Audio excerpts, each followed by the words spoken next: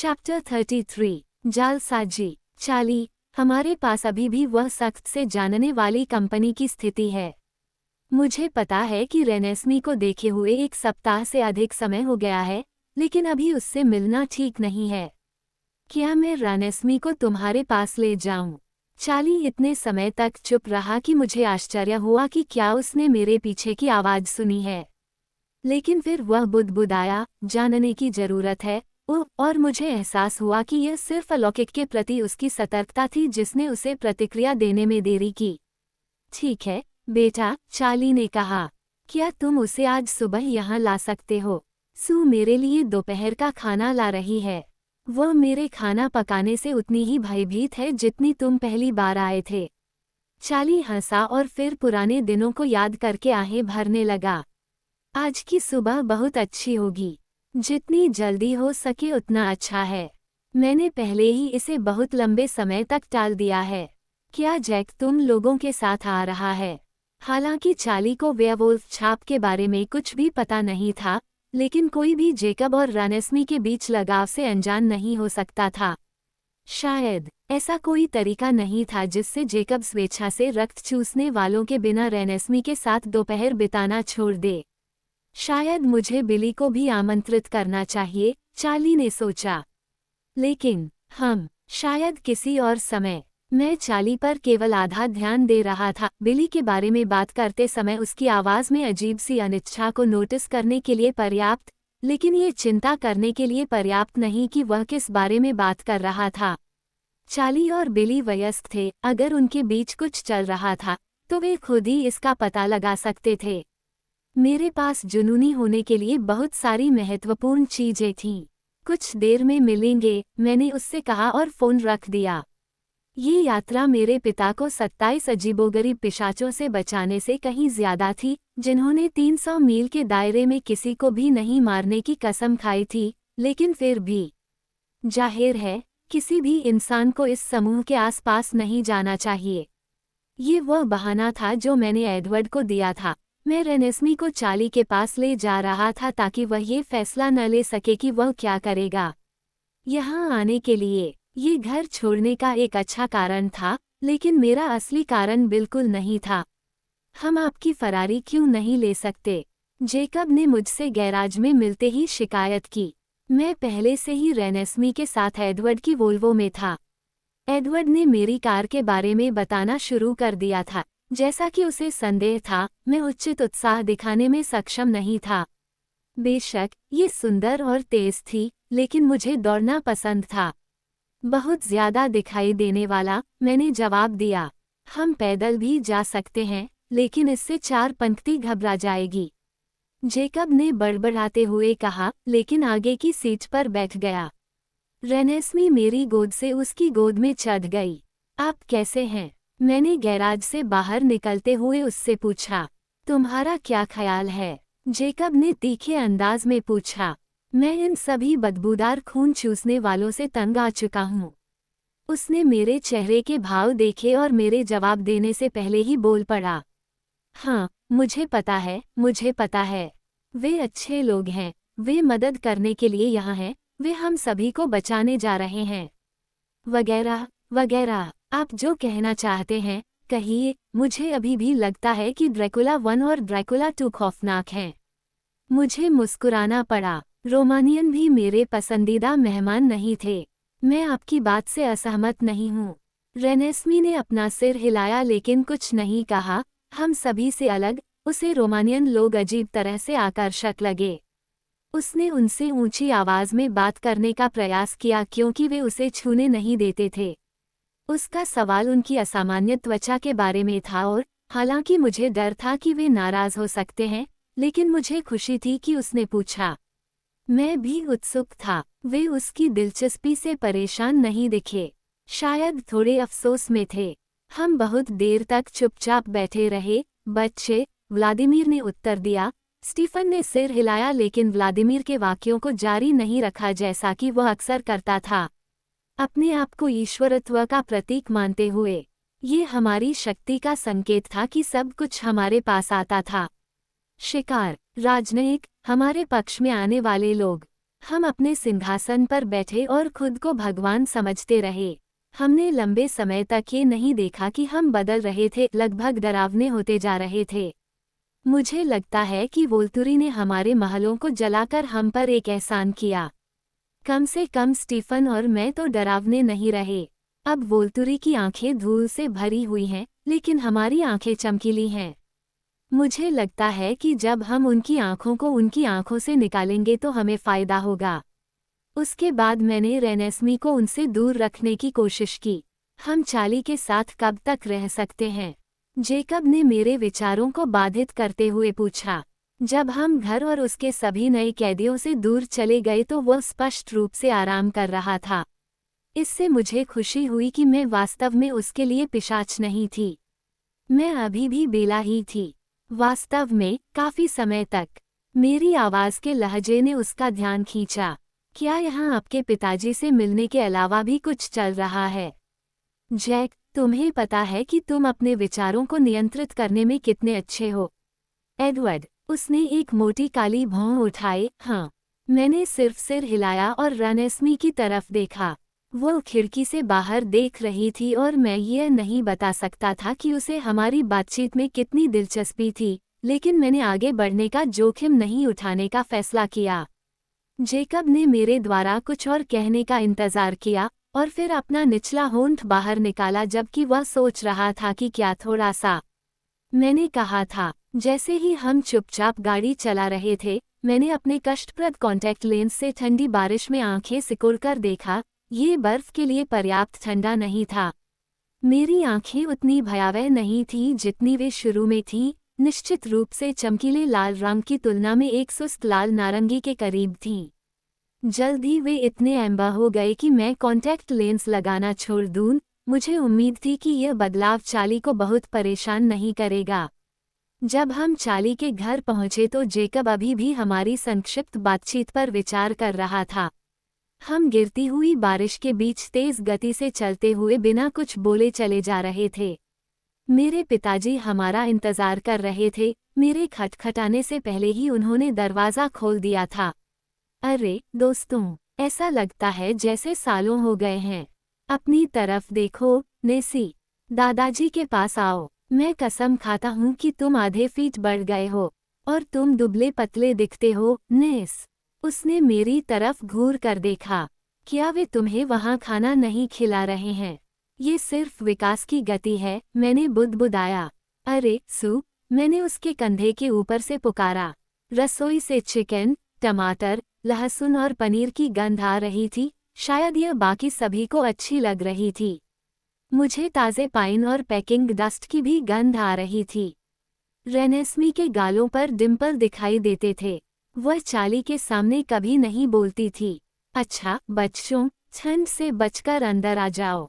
मेरा दामाद कहाँ है? दोस्तों का मनोरंजन कर रहा हूँ, जेकब ने कहा और फिर नाक भान सिकोड़ी। तुम बहुत भाग्यशाली हो कि तुम इस बात से अनजान हो, चार्ली। मैं बस इतना ही कहना चाहता हूँ। मैंने जेकब के गुर्दे पर हल्के से मुक्का मारा, जबकि चार्ली सिकुड़ गया। ओह, जेकब ने अपनी सांस के नीचे शिकायत की। ठीक है, मैंने सोचा था कि मैंने हल्के से मुक्का मारा था। दरअसल चार्ली, मुझे कुछ काम निपटाने हैं। जेकब ने मेरी ओर एक नज़र डाली लेकिन कुछ नहीं कहा। क्या आप क्रिसमस की खरीदारी में पीछे रह गए हैं, बिल्स? आपके पास बस कुछ ही दिन हैं, आप जानते हैं। हाँ, क्रिसमस की खरीदारी, मैंने बेरुखी से कहा। इससे पैकिंग की धूल का कारण समझ में आ गया। चार्ली ने शायद पुरानी सजावट लगा दी होगी। चिंता मत करो, नेसी, उसने उसके कान में फुसफुसाया। अगर तुम्हारी माँ ने गेंद गिरा दी तो मैं तुम्हारी रक्षा करूँगा। मैंने उसकी ओर आंखें घुमाईं, लेकिन सच तो ये था कि मैंने छुट्टियों के बारे में बिल्कुल भी नहीं सोचा था। दोपहर का भोजन मेज पर है, सू ने रसोई से आवाज़ लगाई। चलो दोस्तों, बाद में मिलते हैं, पापा, मैंने कहा और जेकब की तरफ एक नज़र डाली। भले ही वह एडवर्ड के पास इस बारे में सोचने से खुद को रोक ना पाया हो, लेकिन कम से कम उसके पास साझा करने के लिए ज़्यादा कुछ नहीं था। उसे बिल्कुल भी अंदाज़ा नहीं था कि मैं क्या करने जा रहा हूँ। बेशक, कार में बैठते समय मैंने सोचा कि मुझे भी इस बारे में ज़्यादा जानकारी नहीं है। सड़कें फिसलन भरी और अंधेरी थीं, लेकिन गाड़ी चलाने से मुझे अब डर नहीं लगता था। मेरी रिफ्लेक्स काम के लिए अच्छी थी और मैं सड़क पर मुश्किल से ध्यान दे पाता था। समस्या ये थी कि जब मेरे साथ कोई होता था, तो मैं अपनी गति को ध्यान में नहीं रख पाता था। मैं आज के मिशन को पूरा करना चाहता था, ताकि रहस्य सुलझा सकूं और फिर से सीखने के महत्वपूर्ण कार्य पर वापस लौट सकूं। कुछ लोगों की रक्षा करना सीखना, दूसरों को मारना सीखना। मैं अपनी ढाल के साथ बेहतर और बेहतर होता जा रहा था। केट को अब मुझे प्रेरित करने की जरूरत महसूस नहीं हुई। गुस्सा महसूस करने के लिए कारण ढूंढना मुश्किल नहीं था। अब मुझे पता था कि यही कुंजी थी और इसलिए मैंने ज्यादातर जाफरीना के साथ काम किया। वह थी मेरे विस्तार से प्रसन्न। मैं 1 मिनट से अधिक समय तक लगभग 10 फुट का क्षेत्र कवर करने में सक्षम था, हालांकि इससे मैं थक गया था। आज सुबह वह ये पता लगाने की कोशिश कर रही थी कि क्या मैं अपने दिमाग से ढाल को पूरी तरह से दूर कर सकता हूँ। मुझे समझ नहीं आया कि क्या हो रहा है, इसका उपयोग कैसे किया जा सकता है, लेकिन जाफरीना ने सोचा कि इससे मुझे मजबूती मिलेगी, जैसे कि सिर्फ बाहों की नहीं बल्कि पेट और पीठ की मांसपेशियों को भी व्यायाम मिलेगा। आखिरकार, जब सभी मांसपेशियां मजबूत होंगी तो आप ज्यादा वजन उठा पाएंगे। मैं इसमें बहुत अच्छा नहीं था। मुझे जंगल की नदी की सिर्फ एक झलक ही मिली थी जो वह मुझे दिखाने की कोशिश कर रही थी। लेकिन जो होने वाला था उसके लिए तैयारी करने के अलग अलग तरीके थे, और सिर्फ 2 हफ्ते बचे थे। मुझे चिंता थी कि मैं शायद सबसे ज़रूरी काम को नज़रअंदाज कर रहा हूँ। आज मैं उस चूक को सुधारूंगा। मैंने उचित नक्शे याद कर लिए थे और मुझे उस पते तक पहुंचने में कोई परेशानी नहीं हुई जो ऑनलाइन मौजूद नहीं था। वह जेनेक्स का पता था। मेरा अगला कदम दूसरे पते पर जेसन जेनेक्स का पता लगाना था, जो एलिस ने मुझे नहीं दिया था। ये कहना कि यह एक अच्छा पड़ोस नहीं था, एक अतिशयोक्ति होगी। सभी कलन की कारों में से सबसे साधारण कार अभी भी इस सड़क पर अपमानजनक थी। मेरी पुरानी शेवरले यहाँ स्वस्थ दिखती। अपने मानव वर्षों के दौरान मैं दरवाजे बंद करके जितनी जल्दी हो सके उतनी तेजी से भाग जाता। जैसा कि था, मैं थोड़ा मोहित था। मैंने किसी भी कारण से इस जगह पर एलिस की कल्पना करने की कोशिश की और असफल रहा। इमारतें, सभी 3 मंजिलें, सभी संकरी, सभी थोड़ी झुकी हुई जैसे कि तेज बारिश से झुकी हुई हों। ज्यादातर पुराने घर थे जो कई अपार्टमेंट में विभाजित थे। ये बताना मुश्किल था कि छिलने वाला पेंट किस रंग का होना चाहिए था। सब कुछ धूसर रंग में बदल गया था। कुछ इमारतों में पहली मंजिल पर व्यवसाय थे। खिड़कियों पर काले रंग से रंगा हुआ एक गंदा बार, दरवाजे पर नियॉन हाथ और टैरो कार्ड चमकते हुए एक मनोवैज्ञानिक की आपूर्ति की दुकान, एक टैटू पार्लर और एक डेकेयर जिसमें टूटी हुई सामने की खिड़की को डक्ट टेप से जोड़ा गया था। किसी भी कमरे के अंदर कोई लैंप नहीं था, हालांकि बाहर इतना भयानक मौसम था कि इंसानों को रोशनी की जरूरत थी। मैं दूर से आवाज़ों की धीमी बुदाबुदाहट सुन सकता था। ये टीवी की तरह लग रहा था। वहाँ कुछ लोग थे। 2 लोग विपरीत दिशाओं में बारिश में घिसकते हुए चल रहे थे और एक व्यक्ति का ट्रेड लॉ ऑफिस के उतले बरामदे पर बैठा हुआ गीला अखबार पढ़ रहा था और सीटी बजा रहा था। माहौल के हिसाब से आवाज़ बहुत ज्यादा खुशनुमा थी। मैं बेफिक्र सीटी बजाने वाले से इतना हैरान था कि मुझे पहले तो एहसास ही नहीं हुआ कि वो खाली पड़ी इमारत ठीक उसी जगह पर थी जहां मैं पता ढूंढ रहा था। जीर्ण शीर्ण जगह पर कोई नंबर नहीं था, लेकिन उसके बगल में टैटू पार्लर सिर्फ 2 नंबर दूर था। मैं फुटपाथ पर रुका और 1 सेकंड के लिए रुका। मैं किसी न किसी तरह से उस कूड़े के ढेर में घुसने वाला था, लेकिन सीटी बजाने वाले की नज़र मुझ पर पड़े बिना ऐसा कैसे करूं? मैं अगली गली में गाड़ी पार्क कर सकता था और पीछे से आ सकता था। उस तरफ और भी गवाह हो सकते हैं, शायद छतों पर। क्या उस तरह की चीज़ों के लिए पर्याप्त अंधेरा था? अरे महिला, सीटी बजाने वाले ने मुझे पुकारा। मैंने यात्री की सीट की खिड़की नीचे कर दी, जैसे मैं उसकी आवाज़ सुन ही नहीं पा रहा था। उस आदमी ने अपना कागज़ एक तरफ रख दिया और उसके कपड़े देखकर मैं हैरान रह गया। अब मैं उन्हें देख सकता था। अपने लंबे फटे डस्टर के नीचे वह थोड़ा ज्यादा ही अच्छे कपड़े पहने हुए था। मुझे खुशबू देने के लिए हवा नहीं चल रही थी, लेकिन उसकी गहरे लाल रंग की शर्ट पर चमक रेशम की तरह लग रही थी। उसके घुंघराले काले बाल उलझे हुए और बेतरतीब थे, लेकिन उसकी काली त्वचा चिकनी और परिपूर्ण थी। उसके दांत सफेद और सीधे थे।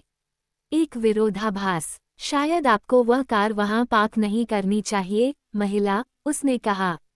हो सकता है कि जब आप वापस आएं तो वह यहाँ न हो। चेतावनी के लिए धन्यवाद, मैंने कहा। मैंने इंजन बंद किया और बाहर निकल गया। शायद मेरा सीटी बजाने वाला दोस्त मुझे तोड़फोड़ और घुसपैठ से ज्यादा तेजी से जवाब दे सकता था। मैंने अपना बड़ा ग्रे छाता खोला, लेकिन मुझे वास्तव में अपने लंबे कश्मीरी स्वेटर ड्रेस की सुरक्षा की परवाह नहीं थी। ये वही था जो एक इंसान करता। उस आदमी ने बारिश में मेरे चेहरे को देखा और फिर उसकी आंखें चौड़ी हो गईं। उसने निगल लिया और जब मैं उसके पास पहुंचा तो मैंने उसके दिल की धड़कनें तेज सुनी। मैं किसी की तलाश में हूँ, मैंने कहना शुरू किया। मैं कोई हूँ, उसने मुस्कुराते हुए कहा। मैं तुम्हारे लिए क्या कर सकता हूँ, सुंदर? मैंने पूछा, क्या आप जेनेक्स हैं? ओह, उसने कहा, और उसका चेहरा प्रत्याशा से समझ में बदल गया। वो अपने पैरों पर खड़ा हुआ और संकुचित आंखों से मेरी जांच की। तुम जे को क्यों ढूंढ रहे हो? यह मेरा काम है। इसके अलावा मुझे कुछ भी पता नहीं था। क्या आप जे हैं? नहीं। हम एक दूसरे के सामने काफी देर तक खड़े रहे, जबकि उसकी तीखी निगाहें मेरे द्वारा पहनी गई फिटेड पर्ल ग्रे शीट पर ऊपर नीचे दौड़ती रहीं। आखिरकार उसकी नज़र मेरे चेहरे पर पड़ी। तुम आम ग्राहकों की तरह नहीं दिखते। मैं शायद हमेशा की तरह नहीं हूँ, मैंने स्वीकार किया, लेकिन मुझे जल्द से जल्द उससे मिलना है। उन्होंने स्वीकार किया। मुझे समझ नहीं आ रहा कि क्या करना चाहिए। तुम मुझे अपना नाम क्यों नहीं बताते? वह मुस्कुराया। मैक्स। आपसे मिलकर अच्छा लगा, मैक्स। अब आप मुझे ये क्यों नहीं बताते कि आप आमतौर पर क्या करते हैं? उसकी मुस्कुराहट अब भौहें सिकोड़ने लगी थी। खैर, जे के आम ग्राहक तुम्हारे जैसे नहीं दिखते। तुम्हारे जैसे लोग शहर के बीचों बीच स्थित दफ्तर की परवाह नहीं करते। तुम सीधे गगनचुंबी इमारत में बने उसके आलीशान दफ्तर में चले जाते हो। मैंने अपना दूसरा पता दोहराया और संख्याओं की सूची को एक प्रश्न बना दिया। हाँ, यही जगह है, उसने फिर से संदेहास्पद होकर कहा। तुम वहां क्यों नहीं गए? ये वह पता था जो मुझे एक बहुत ही विश्वसनीय स्रोत द्वारा दिया गया था। यदि आप कोई अच्छा काम कर रहे होते तो आप यहाँ नहीं होते। मैंने अपने होंठ सिकुड़े। मैं कभी भी धोखा देने में माहिर नहीं था, लेकिन एलिस ने मेरे लिए कोई विकल्प नहीं छोड़ा था। शायद मैं कुछ भी अच्छा करने में सक्षम नहीं हूँ। मैक्स का चेहरा क्षमा प्रार्थी हो गया। देखो, महिला, बेला। ठीक है, बेला, देखो, मुझे ये नौकरी चाहिए। जे मुझे यहाँ सारा दिन बिताने के लिए बहुत अच्छा वेतन देता है। मैं तुम्हारी मदद करना चाहता हूँ, मैं करता हूँ, लेकिन और हाँ, टीएम काल्पनिक रूप से बोल रहा है न? या ऑफ द रिकॉर्ड, या जो भी तुम्हारे लिए काम करता है, लेकिन अगर मैं किसी ऐसे व्यक्ति को पास करता हूँ जो उसे परेशानी में डाल सकता है, तो मैं काम से बाहर हो जाऊंगा। क्या तुम्हें मेरी समस्या समझ में आई? मैंने 1 मिनट सोचा, अपने होंठ चबाते हुए। क्या तुमने पहले कभी मेरे जैसा कोई नहीं देखा? अच्छा, कुछ मेरे जैसा। मेरी बहन मुझसे बहुत छोटी है और उसके बाल काले और कांटेदार हैं। जे तुम्हारी बहन को जानता है। मुझे भी ऐसा ही लगता है। मैक्स ने इस पर कुछ देर तक सोचा। मैंने उसे देखकर मुस्कुराया और उसकी सांसें लड़खड़ा गईं। मैं तुम्हें बताता हूँ कि मैं क्या करूँगा। हाय, जा को फ़ोन करो और उसे तुम्हारा वर्णन करो। उसे निर्णय लेने दो। जेनेक्स को क्या पता था? क्या मेरे वर्णन का उसके लिए कोई मतलब होगा? यह एक परेशान करने वाला विचार था। मेरा अंतिम नाम कुलेन है, मैंने मैक्स से कहा, ये सोचकर कि क्या ये बहुत ज्यादा जानकारी है। मैं एलिस से चिढ़ने लगा था। क्या मुझे वाकई इतना अंधा होना था? वो मुझे 1 या 2 शब्द और बता सकती थी। कुलेन, समझ गया। मैंने देखा कि वह डायल कर रहा था और आसानी से नंबर पहचान रहा था। खैर, अगर यह काम नहीं करता तो मैं खुद जेनक्स को कॉल कर सकता था। अरे जे, मैं मैक्स बोल रहा हूँ। मुझे पता है कि मुझे आपातकालीन स्थिति को छोड़कर कभी भी आपको इस नंबर पर कॉल नहीं करना चाहिए। क्या कोई आपातकालीन स्थिति है? दूसरी तरफ से धीमी आवाज में आवाज सुनाई दी। ठीक है, बिल्कुल नहीं। ये वह लड़की है जो तुम्हें देखना चाहती है। आपने आपातकाल को देखने में विफल रहे, आपने सामान्य प्रक्रिया का पालन क्यों नहीं किया? मैंने सामान्य प्रक्रिया का पालन नहीं किया क्योंकि वह किसी भी तरह से सामान्य नहीं दिखती थी। क्या वह एक बिल्ला है? नहीं, आप इस बारे में निश्चित नहीं हो सकते। क्या वह कुबारेव जैसी दिखती है? नहीं, मुझे बात करने दो, ठीक है। वह कह रही है कि तुम उसकी बहन को जानते हो या कुछ और? शायद नहीं। वह कैसी दिखती है? वह ऐसी दिखती है। उसकी आंखें मेरे चेहरे से मेरे जूतों की ओर प्रशंसा से दौड़ गईं। ठीक है, वह एक शानदार सुपरमॉडल की तरह दिखती है, वह ऐसी ही दिखती है। मैं मुस्कुराया और उसने मेरी ओर आंख मारी, फिर बोला, शानदार शरीर, चादर की तरह पीला, गहरे भूरे बाल कमर तक, रात को अच्छी नींद की जरूरत है। क्या ये सब कुछ जाना पहचाना लग रहा है? नहीं, ऐसा नहीं है। मैं इस बात से खुश नहीं हूं कि आपने सुंदर महिलाओं के प्रति अपनी कमजोरी को बीच में आने दिया। हाँ, तो मैं सुंदर लड़कियों का दीवाना हूं, इसमें क्या गलत है? मुझे खेद है कि मैंने तुम्हें परेशान किया, यार। बस इसे भूल जाओ। नाम, मैंने फुसफुसाया। ओह ठीक है, रुको, मैक्स ने कहा। उसने कहा कि उसका नाम बेला कुलेन है। क्या वह मदद है?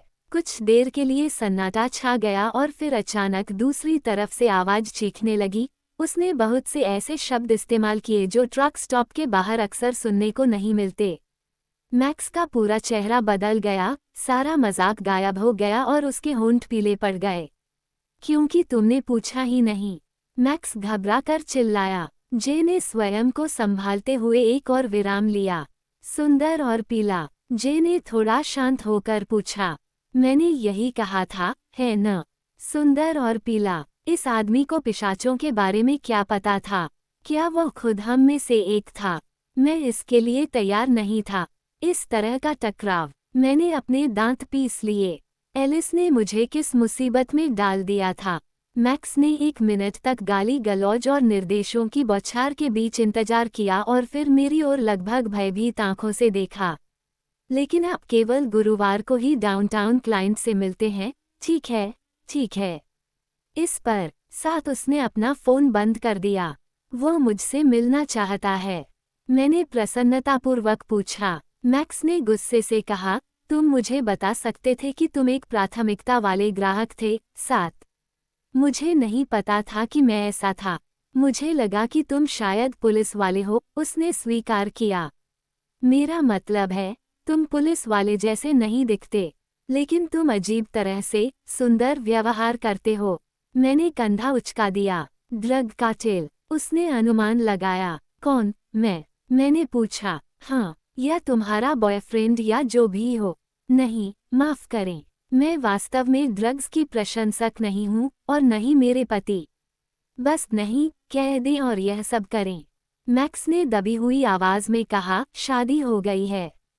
आराम नहीं मिल सकता। मैं मुस्कुराया। माफिया? नहीं, हीरे की तस्करी। कृपया, क्या आप आमतौर पर ऐसे ही लोगों से निपटते हैं, मैक्स? शायद आपको नई नौकरी की जरूरत है। मुझे मानना पड़ा, मैं थोड़ा आनंद ले रहा था। मैंने चार्ली और सू के अलावा इंसानों से ज्यादा बातचीत नहीं की थी। उसे लड़खड़ाते हुए देखना मनोरंजक था। मैं इस बात से भी प्रसन्न था कि उसे मारना कितना आसान नहीं था। तुम्हें किसी बड़ी और बुरी चीज में शामिल होना होगा, उन्होंने सोचा। वास्तव में ऐसा नहीं है। यही तो वे सब कहते हैं। लेकिन और किसे कागजात की जरूरत है? या फिर मैं यही कहूँगा कि कौन जे की कीमत चुका सकता है? वैसे भी यह मेरा काम नहीं है, उन्होंने कहा और फिर दोबारा विवाहित शब्द बुदबुदाया। उन्होंने मुझे सामान्य दिशा निर्देशों के साथ एक बिल्कुल नया पता दिया और फिर मुझे संदेहपूर्ण, खेदजनक नज़रों से दूर जाते हुए देखा। इस समय मैं लगभग किसी भी चीज़ के लिए तैयार था। जेम्स बॉन्ड खलनायक का कोई हाईटेक ठिकाना उपयुक्त लग रहा था। इसलिए मैंने सोचा कि मैक्स ने मुझे परीक्षण के तौर पर गलत पता दिया होगा, या शायद ठिकाना भूमिगत था, एक बहुत ही आम स्ट्रिप मॉल के नीचे, जो एक अच्छे पारिवारिक पड़ोस में एक जंगली पहाड़ी के पास बसा हुआ था। मैं एक खुले स्थान पर पहुंचा और वहां लगे एक सुंदर, सूक्ष्म बोर्ड की ओर देखा जिस पर लिखा था J. सन स्कॉट, एटॉर्नी एट लॉ। अंदर का दफ्तर अजवाइन के हरे रंग के लहजे के साथ बेज रंग का था, जो आपत्तिजनक और अटपटा नहीं था। यहाँ पिशाच की कोई गंध नहीं थी और इससे मुझे आराम करने में मदद मिली। अपरिचित इंसान के अलावा कुछ नहीं। दीवार में एक मछली का टैंक लगा हुआ था और एक नीरस, सुंदर गोरी रिसेप्शनिस्ट डेस्क के पीछे बैठी थी।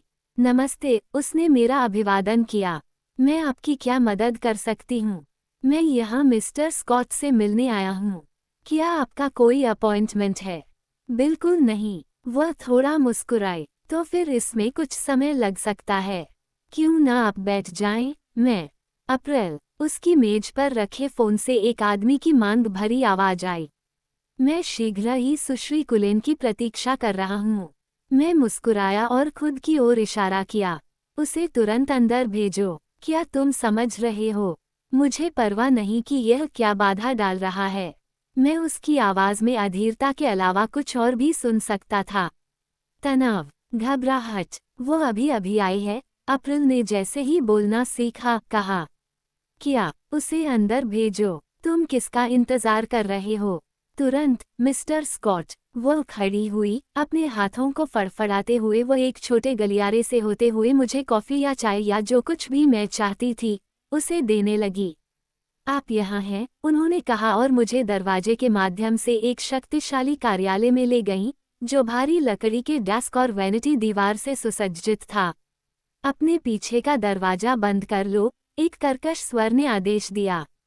मैंने डेस्क के पीछे बैठे आदमी की जांच की, जबकि अप्रैल जल्दी से पीछे हट गई। वह छोटा और गंजा था, शायद 55 के आसपास, पेट निकला हुआ था। उसने नीली और सफ़ेद धारीदार शर्ट के साथ लाल रेशमी टाई पहनी थी और उसका नेवी ब्लेजर उसकी कुर्सी के पीछे लटका हुआ था। वह कांप भी रहा था, उसका रंग पीला पड़ गया था, उसके माथे पर पसीने की बूंदें थीं। मैंने कल्पना की कि स्पेयर टायर के नीचे एक अल्सर घूम रहा है। जे ने खुद को संभाला और अपनी कुर्सी से अस्थिर भाव से उठ खड़ा हुआ। उसने अपना हाथ मेज के पार बढ़ाया। सुश्री कुलेन, ये कितना आनंददायक है। मैं उसके पास गया और एक बार जल्दी से उसका हाथ मिलाया। वह मेरी ठंडी त्वचा को देखकर थोड़ा सा सिहर गया, लेकिन उसे इससे कोई खास आश्चर्य नहीं हुआ। मिस्टर जेनिक्स, यह आपको स्कॉट पसंद है? वह फिर से झेप गया। जो भी तुम चाहो, बेशक। आप मुझे बेला कहें और मैं आपको जे कहूँ तो कैसा रहेगा? पुराने दोस्तों की तरह, उन्होंने सहमति जताते हुए अपने माथे पर रेशमी रुमाल से पोंछा। उन्होंने मुझे बैठने का इशारा किया और खुद बैठ गए। मुझे पूछना चाहिए, क्या मैं आखिरकार मिस्टर जेस्पर की प्यारी पत्नी से मिल रहा हूँ? मैंने एक पल के लिए इस पर विचार किया। तो यह आदमी जेस्पर को जानता था, एलिस को नहीं। उसे जानता था और उससे डरता भी था। असल में, उसकी भाभी। उसने अपने होंठ भींच लिए, मानो वह भी मेरी ही तरह अर्थ जानने की कोशिश कर रहा हो। मुझे विश्वास है कि मिस्टर जेस्पर अच्छे स्वास्थ्य में हैं। उन्होंने सावधानी से पूछा। मुझे यकीन है कि उनका स्वास्थ्य बहुत अच्छा है। वो इस समय लंबी छुट्टी पर हैं। ऐसा लग रहा था कि इससे जे की उलझन कुछ हद तक दूर हो गई। उसने खुद को सिर हिलाया और अपनी उंगलियां हिलाईं। बस इतना ही। तुम्हें मुख्य कार्यालय में आना चाहिए था, मेरे सहायक। वहां आपको सीधे मेरे पास जाना पड़ता और कम मेहमाननवाज चैनलों से गुजरना पड़ता। मैंने बस सिर हिला दिया। मुझे समझ नहीं आया कि एलिस ने मुझे यहूदी बस्ती का पता क्यों दिया था। अच्छा, अब तुम यहाँ हो। मैं तुम्हारे लिए क्या कर सकता हूँ? चैपल्स, मैंने कहा, अपनी आवाज़ में ऐसा दिखाने की कोशिश करते हुए कि मुझे पता है कि मैं किस बारे में बात कर रहा हूँ। ज़रूर, जे ने तुरंत सहमति जताई। क्या हम जन्म प्रमाण पत्र, मृत्यु प्रमाण पत्र, ड्राइविंग लाइसेंस, पासपोर्ट, सामाजिक सुरक्षा कार्ड की बात कर रहे हैं? मैंने गहरी सांस ली और मुस्कुराया। मैं मैक्स का बहुत बड़ा ऋणी था और फिर मेरी मुस्कान फीकी पड़ गई। एलिस ने मुझे किसी कारण से यहाँ भेजा था और मुझे यकीन था कि वह रेनेस्मी की रक्षा के लिए था। मेरे लिए उसका आखिरी तोहफा, एक चीज जो उसे पता होगी कि मुझे इसकी जरूरत है। रेनेस्मी को एक जालसाज की जरूरत तभी पड़ती जब वह भाग रही होती, और रेनेस्मी को भागना तभी पड़ता जब हम हार जाते। अगर एडवर्ड और मैं उसके साथ भाग रहे होते तो उसे तुरंत इन दस्तावेजों की जरूरत नहीं पड़ती। मुझे यकीन था कि एडवर्ड पहचान पत्र ऐसी चीज है जिसे पाना या खुद बनाना जानता है, और मुझे यकीन था कि वह बिना पहचान पत्र के भागने के तरीके जानता है। हम उसके साथ हजारों मील तक दौड़ सकते थे। हम उसके साथ समुद्र पार तैर सकते थे अगर हम उसे बचाने के लिए आसपास होते। और एडवर्ड के दिमाग से यह बात बाहर रखने के लिए सारी गोपनीयता, क्योंकि इस बात की पूरी संभावना थी कि जो कुछ भी वह जानता था एरो को भी पता चल जाएगा। अगर हम हार गए तो एरो को एडवर्ड को नष्ट करने से पहले वह जानकारी जरूर मिल जाएगी जिसकी उसे चाहत थी। ये वैसा ही हुआ जैसा मैंने अनुमान लगाया था। हम जीत नहीं सकते थे, लेकिन हमें हारने से पहले डेमेट्री को मारने का एक अच्छा मौका अवश्य मिलना चाहिए ताकि रेनेस्मी को भागने का मौका मिल सके। मेरा शांत हृदय मेरे सीने में एक पत्थर की तरह दबा हुआ महसूस हो रहा था।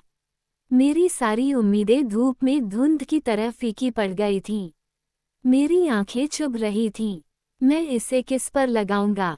चार्ली पर। लेकिन वह इतना असहाय इंसान था, और मैं रेनेस्मी को उसके पास कैसे लाऊंगा? वह उस लड़ाई के करीब भी नहीं होने वाला था। तो एक व्यक्ति बचा। वास्तव में कोई और कभी नहीं था। मैंने यह बात इतनी जल्दी सोच ली थी कि जे को मेरी रुकावट का पता ही नहीं चला। 2 जन्म प्रमाण पत्र, 2 पासपोर्ट, 1 ड्राइविंग लाइसेंस, मैंने धीमे तनावपूर्ण स्वर में कहा। यदि उसने मेरे चेहरे पर कोई परिवर्तन देखा तो उसने अन्यथा दिखावा किया। नाम जेकब वुल्फ और वेनेसा वुल्फ। नेसी वेनेसा के लिए ठीक ठाक उपनाम लग रहा था। जेकब को वुल्फ वाली बात से मजा आएगा।